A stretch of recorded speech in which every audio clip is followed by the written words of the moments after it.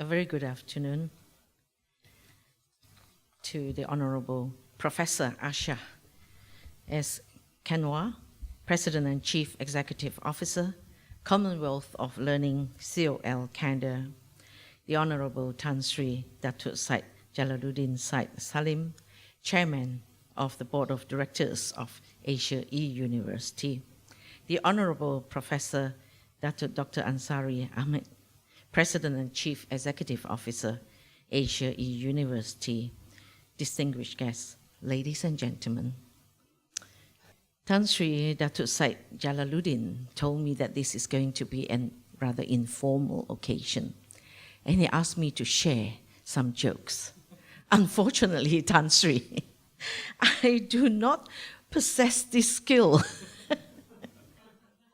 So what I'm going to do is I will read the speech. Ladies and gentlemen, it is indeed my great honor and privilege to be invited here today to deliver the closing speech after 2 days of your deliberations by distinguished delegates from 25 countries at the Asia Regional Consultation for Open Educational Resources, or in short, OER.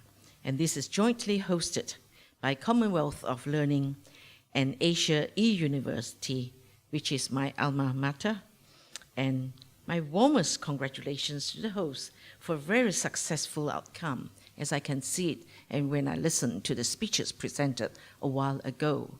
Certainly, this is an Asia regional consultation with substance. So I think you deserve a round of applause.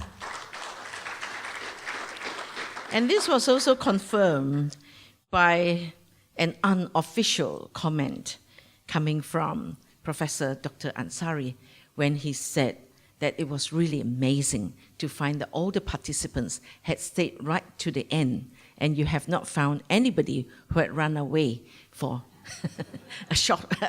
have gone shopping, yeah. So congratulations and very well done, because I can see that all of us, including myself, have a great passion where education is concerned. And in this particular context, you are looking at OER.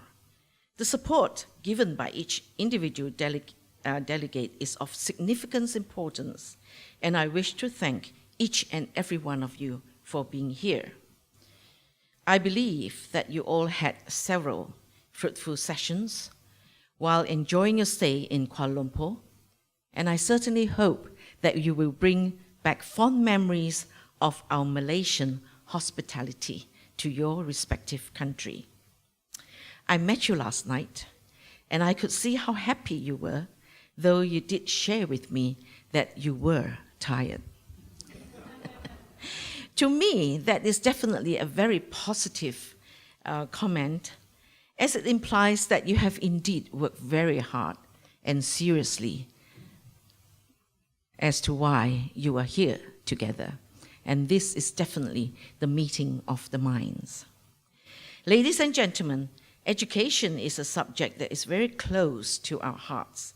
It is valued all around the world for its ability to develop human potential and to contribute to economic growth. Countries with highly developed education systems are also those with successful economies and high standards of living.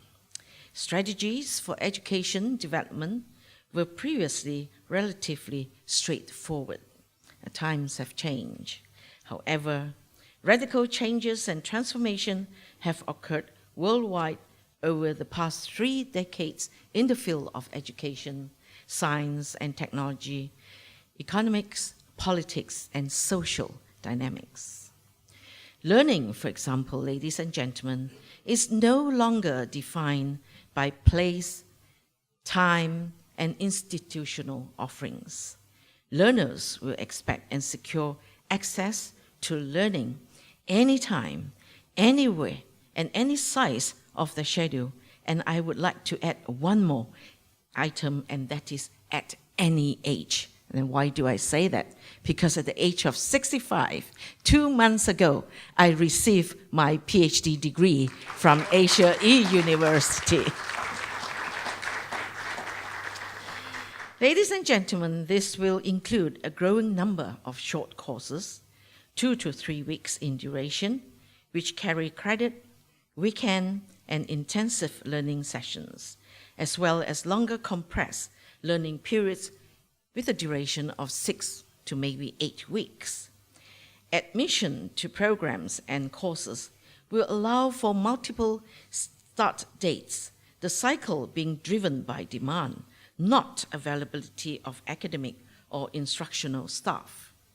New forms of support for learning, that is instant mentoring, online peer networks, and coaching from global support structures will meet this demand. Learners will drive provision as they will no longer need to fit in with the schedules designed by others. There will be more microcredit and nano degrees, and the growth of short programs, digital badges, and other forms of recognition for learning will continue. Some of these will be employer-designed, others will be undertaken collaboratively between industries and post-secondary institutions, or even between institutions. And the narrow range of roads to recognition will dramatically expand. Ladies and gentlemen, courses will be less important than mentoring, coaching, counseling, advising, and assessing. The implications of unbundling are that the real focus for the future is on providing opportunities for the assessment of learning and guiding learners towards their assessments. This is aided by significant developments in our ability to assess competencies and skills, supported by immersive technologies, simulations, machine intelligence, and adaptive assessment. Digital badging, recognizing competencies and skills based on agreed rubrics are emerging as a way of recording learners' mastery. In particular, the subject on open courseware, which was initiated by the MIT as open courseware in 2001, have been adopted by many institutions around the world. In 2002, UNESCO organized a forum on open courseware and coined the term Open Educational Resources, or OER. Henceforth, OER is available free of cost and online with an open license to allow reuse, adaptation, and redistribution. And I think this is definitely a very noble cause. In 2012, UNESCO and the Commonwealth of Learning organized the World OER Congress that resulted in the Paris OER Declaration, which urged governments to release any teaching, learning, and research materials developed with public funds as OER. As of today, there are about 20 countries which have adopted some policies for promoting the use of OER in teaching and learning. And in addition, ladies and gentlemen, the open learning and open source movement have created close to 1 billion open educational resources, ranging from complete courses to modules that can be used within courses to simulations, games, and learning activities that can form part of the learning agenda.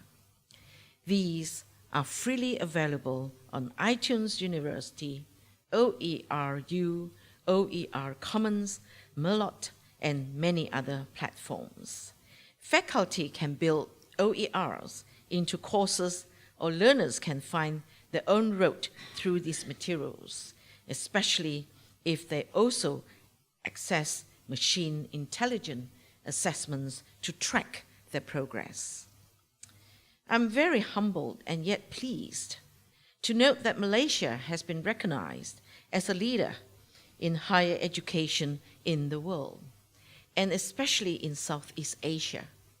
It is not only taking a lead in promoting access to higher e-education with 3 open universities, but it has already initiated Malaysia's MOOC platform and the policy for credit transfer of MOOCs.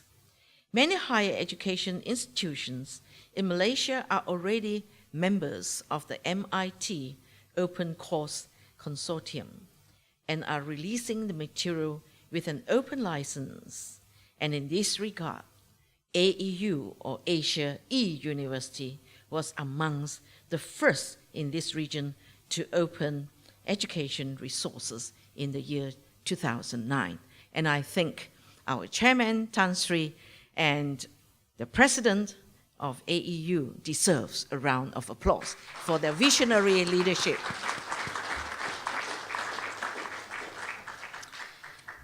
And I can jolly well attest to the fact that it has been very effective. Ladies and gentlemen, Malaysia's higher education blueprint, launched in the year 2015, and it's going to go on to 2025, focuses on globalized online learning as it aspires to be a premier education hub. This shift will see the increase of access to quality education for Malaysians, international students, and the global community. And it would provide efficient course delivery, build the Malaysian education brand, and increase prominence for Malaysian higher learning institutions, especially in niche areas and expertise. The National E-Learning Policy, or in short, it is called Depan, which means to be in front, 2 series of Malaysia, which was chaired by our professor, Dr. Ansari, has also aimed at the target of realizing 15% of all course materials as open courseware by 2025. The blueprint will certainly boost Malaysia's reputation and aspirations even further to be a regional and international forerunner of cooperation in higher education. Ladies and gentlemen, I understand that with the support of Commonwealth of Learning, University Science Islam Malaysia, or USIM, organized a national consultation workshop on open educational resources from the 24th to the 25th of November this year.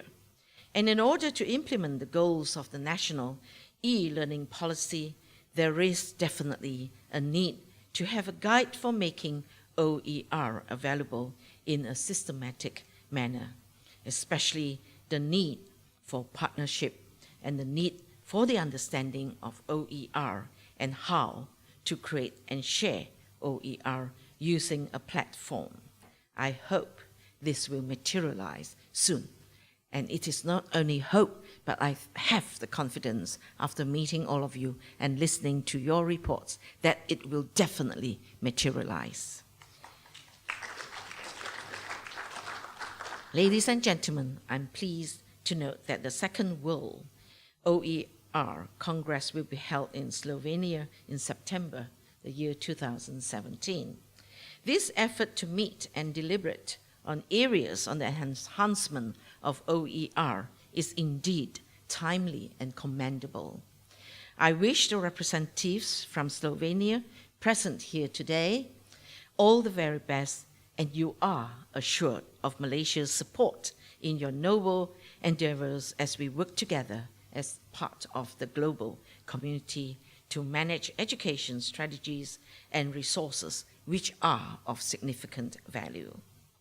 I'm sure that this meeting has opened up opportunities for further discussions on OER and will strengthen links between international partners. Malaysia firmly believes in the sharing of experiences, resources, and expertise to ensure a dynamic global engagement where mutual benefits can be derived amongst all parties concerned. Last but not least, I'm here to express my unfailing support, and with this assurance, I hereby declare the Asia Regional Consultation for Open Educational Resources, or OER, closed. Thank you very much, and have a nice day.